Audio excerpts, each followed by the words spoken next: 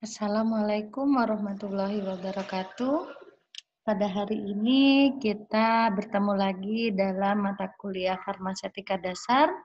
Untuk topik kita hari ini adalah kapsul. Kapsul berasal dari kata kapsula yang artinya kotak kecil. Pada tahun 1833, Motes dan Dubleng menemukan kapsul lunak. Dan pada tahun 1847, Murdoch menemukan kapsul keras. Nah, apakah kalian tahu apa yang dimaksud dengan kapsul lunak dan keras? Ya, kita akan mempelajarinya lebih lanjut. Di sini Motes dan Dubleng adalah orang Perancis, sedangkan Murdoch adalah orang Inggris. Macam kapsul berdasarkan cangkang kapsulnya, ini ada kapsul keras dan kapsul lunak. Kapsul keras itu seperti cefadroxil ya, jadi kapsul yang dua warna itu ya. Kalau kapsul lunak ini contohnya adalah elips, kemudian vitamin A itu ya. Kebanyakan kapsul lunak itu transparan. Untuk macam kapsul berdasarkan ukuran ada makro kapsul, ada mikro kapsul. Ya, jadi mikro itu kecil. Kemudian seiring dengan perkembangan teknologi, di sini ada mikroenkapsulasi atau duokap. Jadi kapsul dalam kapsul atau granul dalam kapsul. Nah, apakah perbedaan dari kapsul lunak dan kapsul keras? Kapsul keras itu terdiri atas tubuh dan tutup, ya, bisa dibuka ya. Sedangkan kapsul lunak itu satu kesatuan. Untuk kapsul keras tersedia dalam bentuk kosong. Jadi kalau kalian ke apotik beli cangkangnya saja, untuk kapsul keras ada. Namun untuk kapsul lunak itu selalu sudah terisi, jadi tidak tersedia dalam bentuk kosong. Kapsul keras isinya biasanya adalah padat ya. Untuk kapsul lunak biasanya adalah cair. Oke, kemudian cara pakainya kalau kapsul keras ini adalah per oral, jadi diminum ya. Kalau kapsul lunak itu bisa oral, bisa topikal.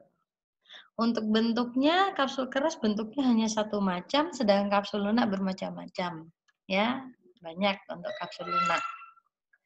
Kemudian keuntungan dari sediaan kapsul. Nah, di sini ada beberapa keuntungan sediaan kapsul. Siapa yang suka kapsul daripada sediaan lainnya? Ya, kapsul itu penampilannya menarik ya. Kemudian bahan yang diisikan juga bisa bervariasi. Memungkinkan modifikasi pelepasan obat. Jadi apalagi yang kapsul dalam kapsul tadi ya atau granul dalam kapsul, pelepasan obatnya lebih terkontrol. Kemudian mudah untuk ditelan kapsul itu jika posisinya pas ya. Kemudian formulasi lebih mudah dibandingkan sediaan yang lain.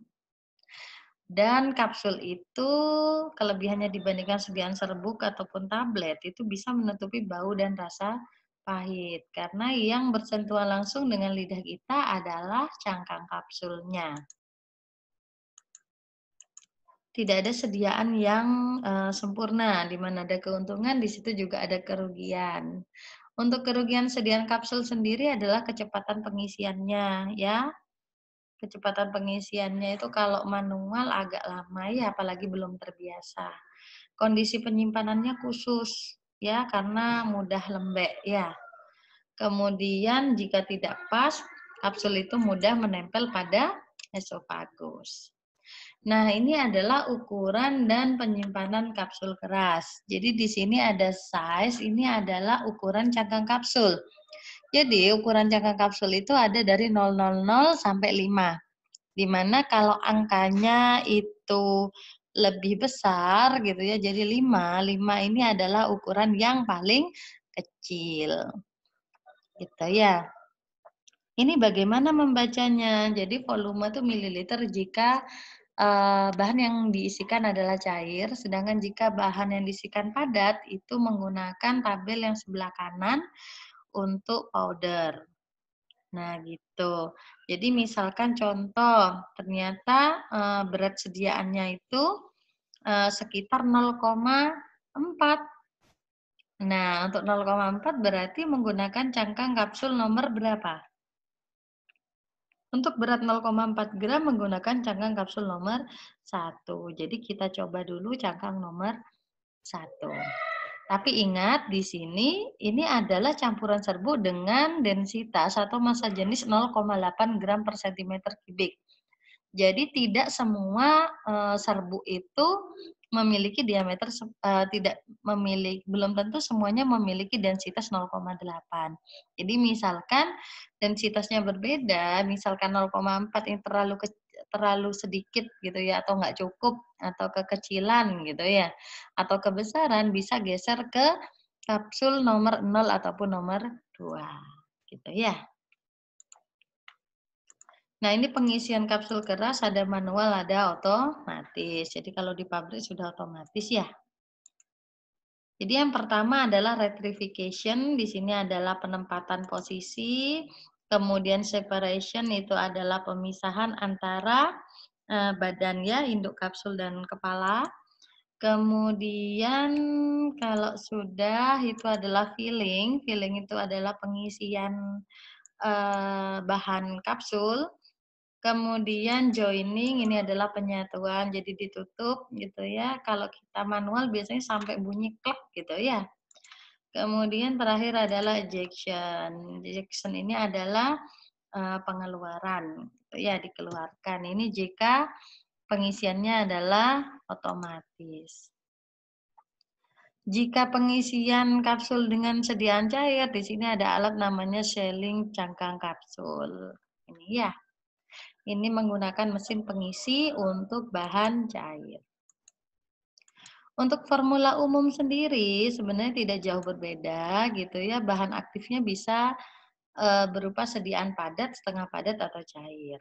Untuk bahan tambahannya juga ada bermacam-macam, ada disintegran, penghancur ya, kemudian pengisi untuk menambah bobot, lidan untuk meningkatkan sifat alir, kemudian wetting agent ini untuk pembasah ya ataupun untuk pengikat, kemudian absorben. Absorben ini untuk pengering, kemudian lubrikan. Nah, lubrikan ini supaya tidak nempel pada cangkang kapsul. Jadi ini adalah formula umum untuk sediaan kapsul. Tidak perlu digunakan semua, jadi mana saja yang dibutuhkan untuk mendapatkan formula sederhana namun bahan aktifnya bisa bekerja dengan baik. Cara pembuatannya adalah pencampuran bahan, kemudian setelah dicampur maka pemilihan ukuran kapsul. Dilanjutkan dengan pengisian kapsul, kemudian pembersihan kapsul. Jadi sudah diisi, jangan lupa dibersihkan ya. Kemudian terakhir adalah pemasukan wadah dan pemberian etiket. Untuk bahan obat cair di sini contohnya adalah pengisian kreosot gitu ya. Kreosot itu zat cair gitu ya. Jadi dengan cara menara induk kapsul kosong gitu. Kemudian teteskan campuran bahan obat cair sambil dihitung sesuai bobot yang diminta. Jadi misalkan kita butuh 500 miligram itu setara dengan berapa tetes? Misalkan 12 tetes. Nah, berarti untuk pengisian kapsul berikutnya sudah tidak perlu ditara lagi, langsung diisi dengan 12 tetes dengan cara penetesan yang sama dengan tadi. Kemudian kapsul ditutup, kemudian dioleskan sedikit mucilago ya. Ini sebenarnya untuk perekat. Gitu. Nah, kapsul itu harus dibersihkan ya. Jadi nanti adik-adik jika praktikum ataupun nanti yang sudah bekerja jangan lupa membersihkan kapsul setelah melakukan pengisian. Tujuannya untuk apa? Yang pertama adalah menghilangkan sisa bahan obat di luar dinding kapsul. Kemudian menghilangkan rasa dan bau tidak enak. Ya, kemudian mencegah rusaknya dinding kapsul. Lah ada beberapa formula khusus. Jadi ada bahan obat yang memang dimasukkan, misalkan ada yang higroskopis atau merusak cangkang kapsul, atau ada bahan obat yang tidak tercampurkan misalkan. Kalau higroskopis sama ya seperti serbuk kemarin. Jadi bisa digerus dengan mortir hangat atau diberi dengan pengering. Contohnya adalah MgO. Gitu. Kemudian wadah tertutup rapat. Untuk yang dapat merusak cangkang kapsul, contohnya adalah kreosot di sini. Ya, bahan obat dengan kadar fenol tinggi seperti contoh adalah kreosot itu bisa dibuat bentuk pil atau bahan obat diencerkan dengan minyak lemak sampai kadarnya kurang dari 40% kemudian baru dimasukkan dalam cangkang kapsul.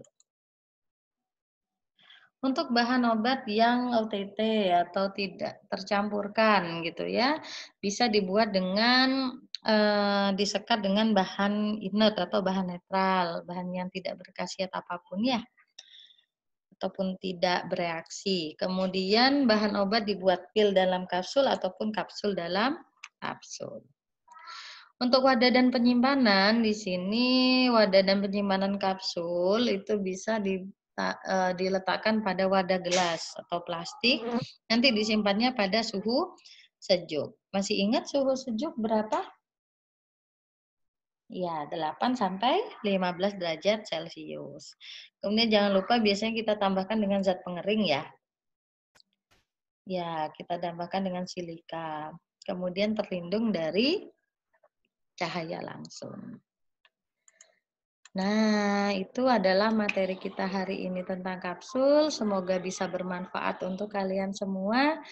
Jangan lupa dikerjakan tugasnya, gitu ya. Tugasnya adalah mereview sediaan duokap. Jadi silakan direview, silakan ditulis dengan bahasa kalian sendiri. Selamat belajar. Kita akhiri. Wabillahi taufiq wal hidayah. Assalamualaikum warahmatullahi wabarakatuh.